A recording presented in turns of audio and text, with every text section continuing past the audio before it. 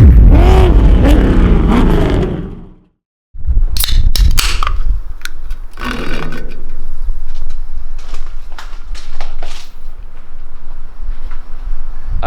dudes, welcome back to another video. Today we're working on the tube chassis OBS.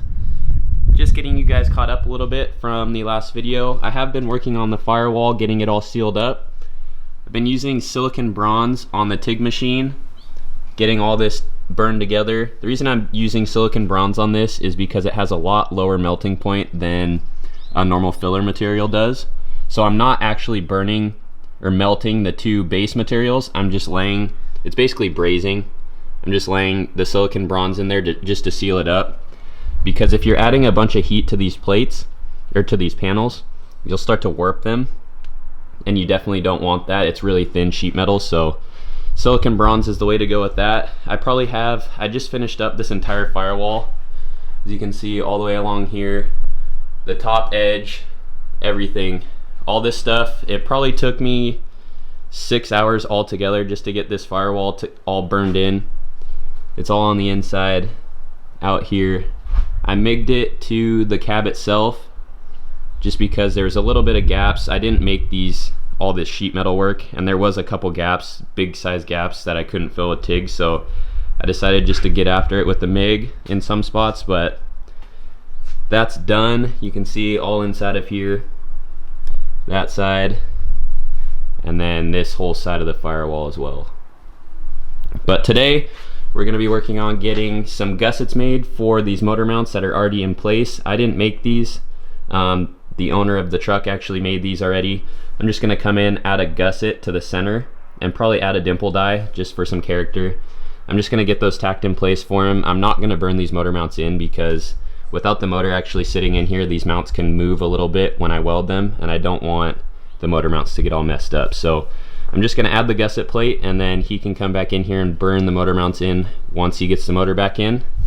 But we'll be doing that, as well as I got the struts for the trunk lid. Ordered these guys off Amazon. They use a 10mm ball stud. They're a 150-pound gas strut. I believe the extended length on them is 28 inches. That's what I got on Amazon. Just super simple. These will end up going in here. I'll just drill a hole for the bottom side, and then I got to make a tab for the top. But I have two of these I need to get mounted in the trunk, so we're going to be making some gussets for the motor mounts and getting these gas struts installed on the trunk so I don't have to use this mech piece of wood anymore. But before we get to any of this back here, the first order of business is going to be getting these gussets made for the motor mounts. The first thing we need to do for these is get a template made out of some template paper for one side, and then see if it works on the other, and if it does, we'll get those cut out.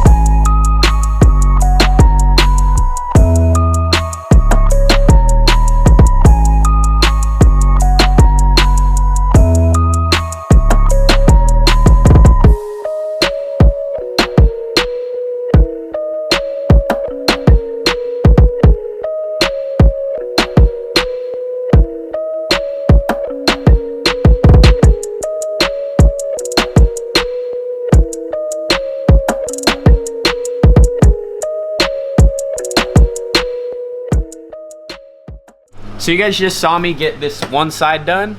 I'll walk you guys through how I just did it. All I did was added a dimple die into the plate to add a little bit more strength to it. I'm using 1/8 inch material just to add the gusset onto the motor mounts that are already there. So what I do is I mark the hole just off of this side so they're the same. And then what I do is I grab my circle template, line it up where the hole is.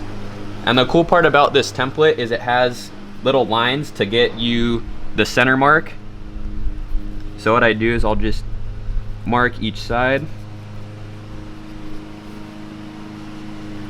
This template is something we just got at a local Michael's. You can just find it in any store.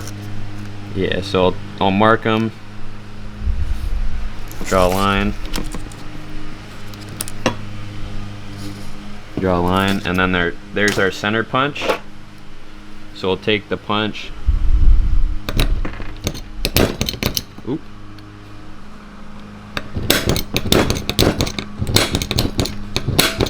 Punch it out, and then we can go over to the drill press, hole saw this, and then we'll use our dimple die and get the dimple die itself in there. So now that I have this in the drill press and held down, I can go ahead and get the hole drilled.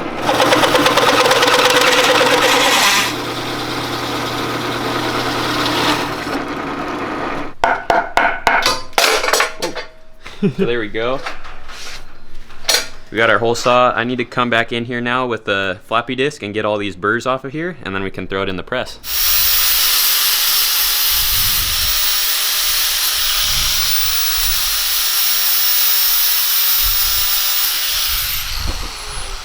So now that all the burrs are off of here, we can go ahead and take our dimple die. The dimple die kit that we have is from Swag Off-Road. It's just their bigger size. I think this is their 1.5 inch. We also have an 1.75 inch and a 2 inch. And you can get them in different sizes. They have a bunch of different sizes. But for this, we'll go ahead, make sure we're putting the dimple the right way. So this is obviously mirrored from that side, so that'll go in there. It just slides together super easy. You just put it on, make sure, like I said, you're putting your dimple the way you want it to go. And then all you do is you take that, throw her in the press real quick. This is just a Harbor Freight press, nothing special.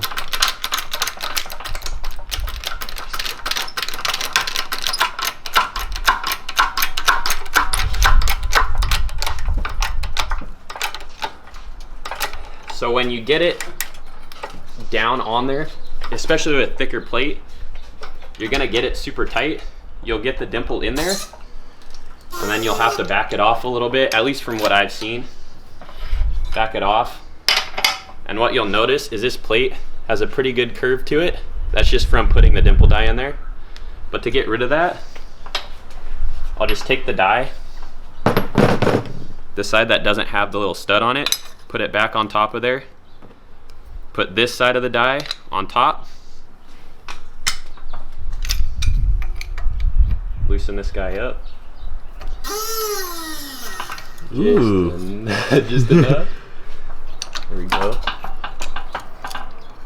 And then when you go to tighten this back down, you're using the cup of the die, so you're not gonna flatten the dimple die back out, but you'll be able to flatten the plate back out nice and flat.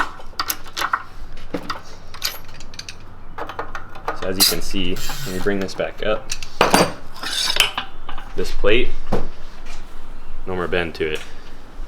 Nice and straight. Here's what they look like all tacked in place. Like I said, I'm not gonna go and burn these in. I'm just gonna leave them like this so he can get everything burned in once the motor's back in place. But I definitely like the way this looks. Adds a lot of strength to all this stuff, and it just visually looks way better. The next thing we're moving on to now is getting these struts installed. I need to, just like the front, I need to go ahead and make a tab for these. I think I'm gonna start by making a tab for the top and hanging the top, and then that'll tell me where the bottom needs to go. I'll figure out what ratio I want to put this at once I have the top hung, and then we'll figure out a ratio and go from there.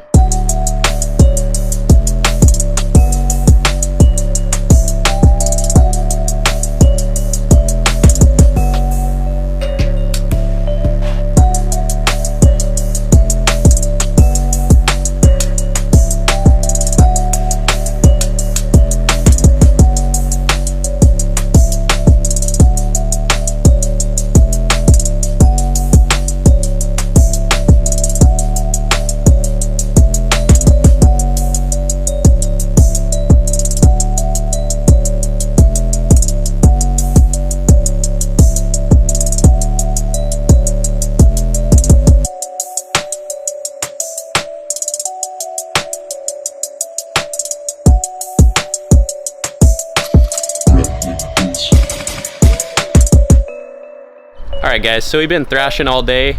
As you can see, The sun's starting to set. We did get a bunch of stuff done today. We got these motor mount gussets made and tacked in place. And then back here, we also got, I have the trunk out now, but we got the struts mounted in the trunk.